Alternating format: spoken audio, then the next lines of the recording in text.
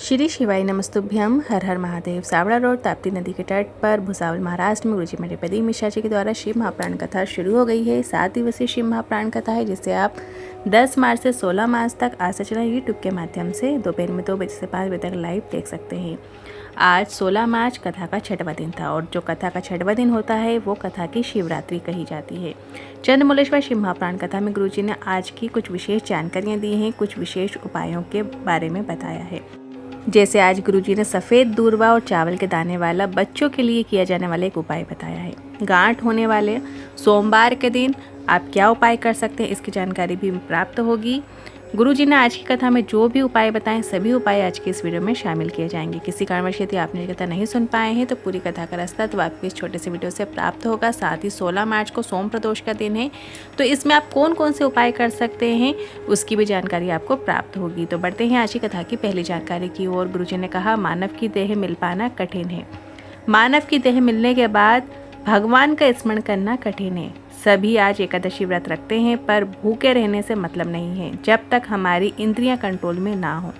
नेत्र गलत देख रहे हैं, मुख गलत बोल रहे हैं, कान बुराई सुन रहे हैं, तो आपको इन सभी इंद्रियों को भी कंट्रोल में रखना है। और जब आप व्रत रखते हैं और भगवान का नाम स्मरण करते हैं तो उसका पुण्यफल आपको प्राप्त होता है। बढ़ते हैं आज की कथा की दूसरी जानकारी की ओर। भक्ति और विश्वास 2 चीज़ें हैं। कितनी ही भक्ति कर लो, कितना ही भजन कर लो, पर तुम्हारा विश्वास भगवान के प्रति नहीं है तो तुम्हारी भक्ति कोई काम की नहीं है। बढ़ते हैं आज की कथा की तीसरी जानकारी की ओर। गुरुजी ने कहा, आज के समय में कितने प्रकार के यंत्र आए हुए हैं, उन्हें लेने कहीं जाने की भी ज़रूरत नहीं है, बस फ़ोन लगाओ घर आ जाएंगे। पर कोई भी यंत्र काम ही नहीं करेगा क्योंकि घर में षड्यंत्र बहुत चलते हैं।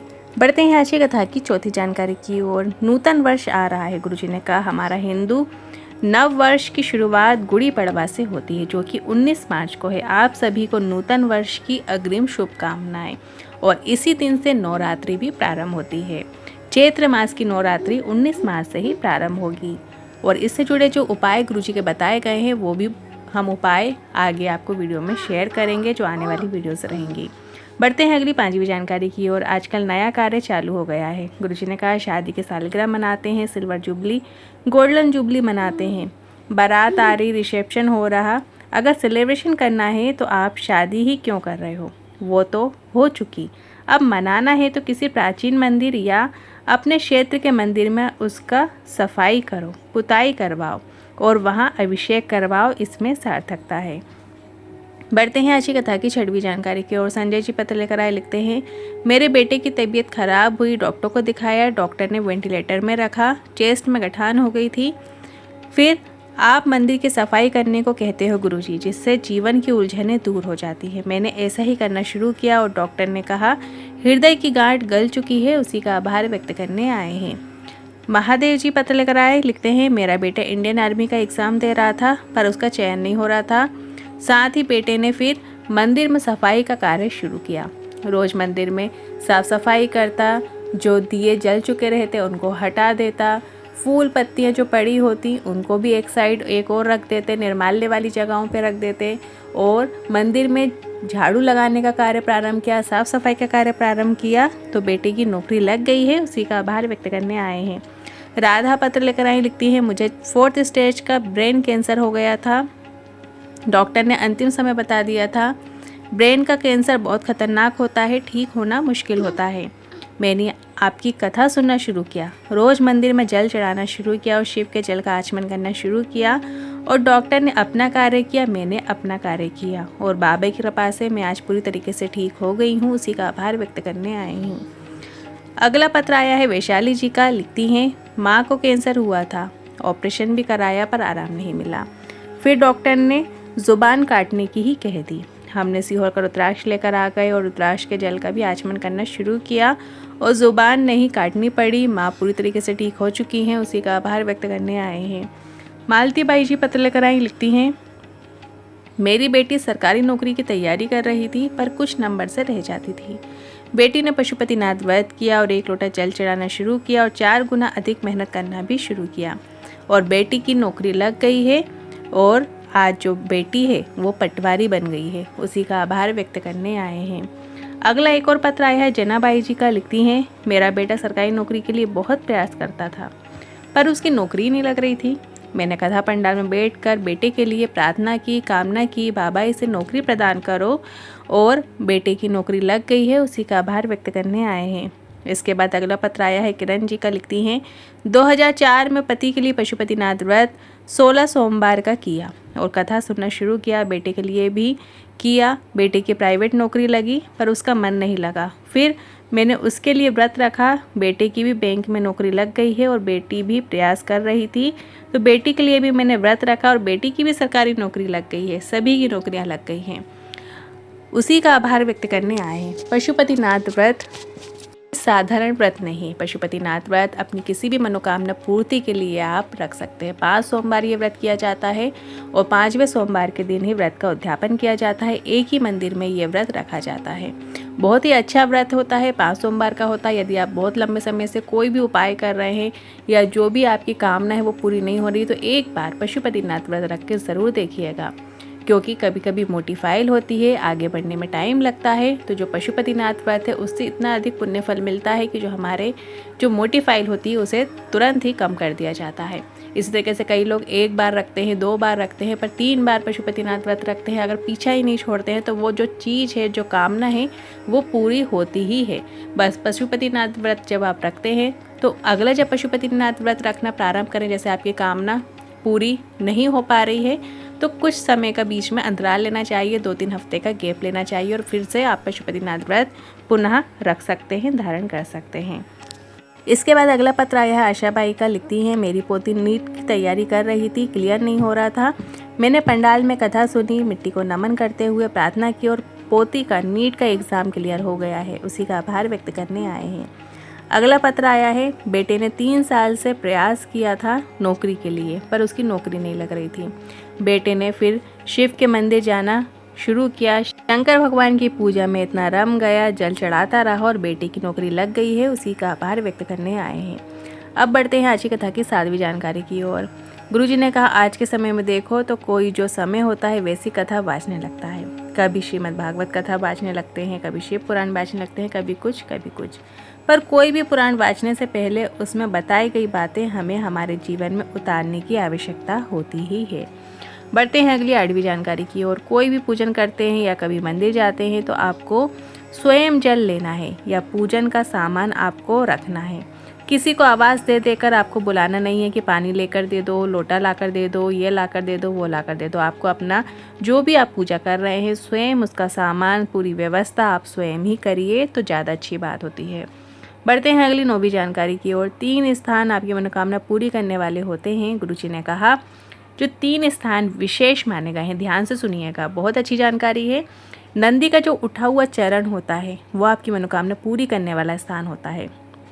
दूसरा जो होता है, जलाधारी से जल जहाँ से गिर रहा होता है उसके विपरीत और यदि आप बैठते हैं या उस स्थान पर माता लक्ष्मी का स्थान है, यहाँ बैठकर आप कोई मंत्र भी नहीं पढ़ोगे, आपकी मनोकामना पूरी होना शुरू हो जाती है। मतलब आप जब उत्तरी मुख होकर बैठते हैं, जो माता पार्वती का कटिभाग होता है, हस्तकमल होते हैं, तो आप जब वहाँ से बैठकर शिव जी को 1 लोटा जल चढ़ाते हैं तो आपकी मनोकामना शीघ्र अतिशीघ्र पूरी होती ही है। गुरुजी ने कहा है, जलाधारी से जल जहाँ से गिरता है उसके ठीक विपरीत, तो मतलब जहाँ से उत्तरी मुख होकर हम लोग जल चढ़ाते हैं वहीं पर ही अगर आप बैठकर माता लक्ष्मी के स्थान जहाँ होता है वहाँ बैठकर कोई भी मंत्र भी यदि आपको नहीं आता और वहाँ बैठकर आपने जल चढ़ा दिया तो आप जिस कामना से चढ़ा रहे हैं वो आपकी कामना निश्चित पूरी होती है। और अगला तीसरा गुरुजी ने बताया है, एक मंदिर का जो द्वार होता है, अगर यहाँ बैठकर भगवान को देखकर अपने मन की बात बोलते हो तो बाबा सुनते ज़रूर हैं। 3 स्थान है, ध्यान रखिएगा। एक नंदी का जो उठा हुआ चरण होता है वहाँ बैठकर अगर आप कोई कामना करते हैं तो वो पूरी होती है। दूसरा जलाधारी के जल जहाँ से गिरता है उसके ठीक विपरीत स्थान पर, और तीसरा मंदिर का द्वार। अब बढ़ते हैं अगली 10वीं जानकारी की ओर। सीहोर आ रहे हैं, मंदिर के 4 और 5 नंबर गेट से अंदर आएंगे तो आप मंदिर के अंदर गाड़ी पार्क कर सकते हैं, गुरुजी ने कहा। और यह पार्किंग बिल्कुल निःशुल्क है, आपको इसके लिए कोई पैसा नहीं देना है। मतलब कभी कभी ऐसा होता है गाड़ी पार्क करने की दिक्कतें जाती हैं, तो गुरुजी ने बताया है मंदिर के जब आप आएंगे तो 4 और 5 नंबर का यदि गेट है उसके अंदर आएंगे तो आप गाड़ी पार्क कर सकते हैं बिना किसी राशि के। बढ़ते हैं अगली 11वीं जानकारी की ओर। गुरुजी ने कहा है, पुरुष या नारी किसी को भी गठान यदि हो गई है तो या तो फिर प्रदोष का दिन हो, या पूर्णिमा का दिन हो, या सोमवार की अष्टमी हो, या सोमवार का दिन हो, इनमें से कोई भी दिन आप ले सकते हैं। जैसे अभी 16 मार्च सोम प्रदोष का दिन है, इस दिन सोमवार भी और प्रदोष भी है, बहुत अच्छा दिन है, इस दिन भी आप ये उपाय कर सकते हैं। इस दिन आपको क्या करना है, चंद्रमा की रोशनी शिखर में जब पड़ रही होती है और शिखर की जो छाया है जहाँ पर भी पड़ रही होती है वहाँ पर बैठकर एक बेलपत्र जो शिव पर चढ़ाई हुई हो उसका आचमन कर लेते हैं। 3 या 4 बार करो, गांठ गलना शुरू हो जाएगी, लाभ ज़रूर देखने को मिलेगा। डॉक्टर की दवाई के साथ आप ये उपाय कर सकते हैं। बहुत ही सरल और आसान उपाय, सिर्फ आपको शिवलिंग पे से जो चढ़ी हुई बेलपत्र उसको उठा लेना है। अब जब चंद्रमा की रोशनी की बात हो रही है यहाँ पर, तो चंद्रमा की रोशनी मतलब जब आप शिखर पे पड़ती है तो जब शिखर पे जो रोशनी पड़ती है उसकी जो छाँव बनती है वहीं पे बैठकर आपको उस बेलपत्र को चबा चबा कर खा लेना है। तो ऐसे में जो भी आपकी गठान जहाँ पे भी होगी वो गठान गलना शुरू हो जाएगी, आपको लाभ ज़रूर देखने को मिलेगा।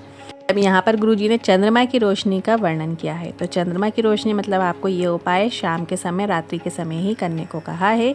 चंद्रमा की रोशनी शिखर पे पड़ेगी, जो ऊपर शिखर होता है ना मंदिर के ऊपर, तो फिर जब आप रोशनी पड़ेगी तो रोशनी में जो मंदिर के जो शिखर की छाया जहाँ पे पड़ेगी आपको देखना है, उस छाया में ही खड़े होकर आपको उस बेलपत्र का आचमन कर लेना है। बढ़ते हैं अगली 12वीं जानकारी की ओर। सफ़ेद दूर्वा वाला उपाय आज की कथा में गुरुजी ने बताया है, नया उपाय है। कई बार बच्चे ऐसे होते हैं कि जब जन्म लेते हैं हाथ पांव से कमज़ोर होते हैं, चल नहीं पाते हैं, ठीक से बोल नहीं पाते हैं, अपनी बुद्धि का उपयोग नहीं कर पाते हैं, उनकी बुद्धि का जो विकास होता है वो ठीक से नहीं हो रहा होता है। तो ऐसी स्थिति में ऐसे बच्चों के लिए आज की कथा में गुरुजी ने बहुत अच्छा उपाय बताया है। इस उपाय को करने के लिए आपको एक चावल का दाना लेना है और एक सफ़ेद दूर्वा ले लेना है। शिव जी के मंदिर में प्रदोष के समय पर चढ़ाना है। शिव जी के मंदिर में मतलब आप कल 16 मार्च सोम प्रदोष के विशेष दिन में भी आप इस उपाय को कर सकते हैं। प्रदोष काल में आपको ये उपाय करना है, शाम के समय ये उपाय करना है। शिव जी के मंदिर में प्रदोष के समय पर आपको एक दूर्वा और एक चावल का दाना आपको अर्पित करना है। चावल के दाने को पीस लेना है और उसमें गाय का दूध मिला लेना है। उस बच्चे के हृदय में आपको उसका त्रिपुंड बना लेना है और जो दूर्वा आपने लेकर आए हो वो दूर्वा पीस कर भोजन मिलाकर आप बच्चे को दे सकते हैं, या उसका कुछ जूस निकाल कर आप उसको पिला सकते हैं। कुछ प्रदोष करके देखिएगा, डॉक्टर के साथ जो डॉक्टर इलाज बताते वो भी कीजिएगा, साथ साथ ये उपाय भी करें, आपको लाभ ज़रूर देखने को मिलेगा। बस ध्यान रखना है ये उपाय आपको शाम के समय करना है, प्रदोष काल के समय करना है, मतलब जब चंद्रमा आ जाते हैं तब आपको ये उपाय करना है। दूर्वा और चावल का दाना, सफ़ेद दूर्वा लेना है इस उपाय को करने के लिए, इस बात का ध्यान रखिएगा। जो सफ़ेद दूर्वा होती है और सफ़ेद चावल का दाना, ये 2 चीज़ों से मिलकर ये उपाय बना हुआ है। दोनों चीज़ें आपको शंकर भगवान की शिवलिंग पर अर्पित करनी है, फिर दोनों को उठा लेना है और जो चावल के दाने को पीस लेना है थोड़ा सा और उसके गाय के दूध में मिलाकर, और फिर बच्चे को आपको हृदय में त्रिपुंड बना देना है। आपको उसको खिलाना नहीं है चावल के दाने को, उसको पीस कर गाय के दूध में मिलाकर चंदन टाइप बना लेना और फिर उसके वक्षा स्थल में, उसके हृदय में आपको 3 रेखाएं खींच देनी है।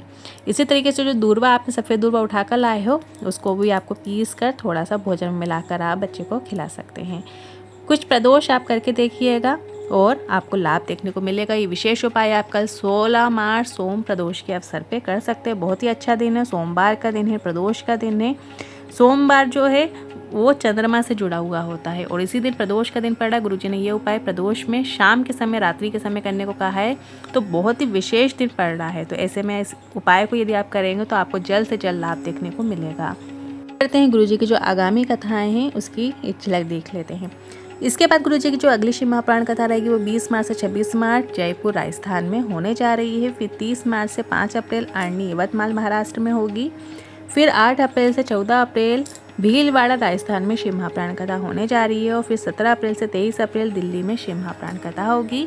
और सीहोर यदि आप जा रहे हैं, कुबेश्वर धाम जा रहे हैं, तो वहाँ पर रुद्राक्ष वितरण शुरू हो गया है। आप वहाँ पर जाकर अपना रुद्राक्ष निःशुल्क प्राप्त कर सकते हैं। गुरुजी का बताया गया प्रदोष के दिन किया जाने वाला एक और विशेष उपाय जो कि आप कल 16 मार्च सोमवार प्रदोष के दिन कर सकते हैं। भोलेनाथ को प्रसन्न करने के लिए किया जाता है। एक धतूरा और एक चावल का दाना आपको भोलेनाथ की शिवलिंग पर अर्पित करना है। ध्यान रखिए जब धतूरा चढ़ाओगे तो उसे शिवलिंग पर अर्पित करें और एक चावल का दाना जब आप चढ़ाओगे तो उसे माता अशोक सुंदरी के स्थान पर अर्पित करना है। फिर अशोक सुंदरी माता के स्थान पे जहाँ आपने चावल अर्पित किया है वहीं पर ही अपना सीधा हाथ आपको रखना है और चंद्रमौलेश्वर महादेव का स्मरण करना है और अपने मन की कामना करना है। मन में आप कामना कर लीजिए जो भी आपकी कामना है। और प्रदोष के दिन प्रदोष काल में आपको ये उपाय करना है, मतलब ये उपाय भी आपको शाम के समय ही करना है। ये जो सभी आज जो उपाय बताए ये सभी उपाय शाम के समय ही किए जाने वाले उपाय हैं। मनोकामना पूर्ति के लिए विशेष किया जाने वाला उपाय है, करके देखिएगा, आपको लाभ देखने को मिलेगा। आज के उपाय से जुड़े मन में कोई सवाल है, क्वेश्चन है तो कमेंट के जरिए पूछ सकते हो। वीडियो थोड़ा भी उपयोगी लगा हो तो वीडियो को लाइक करके कमेंट बॉक्स में हर हर महादेव जरूर टाइप कीजिएगा।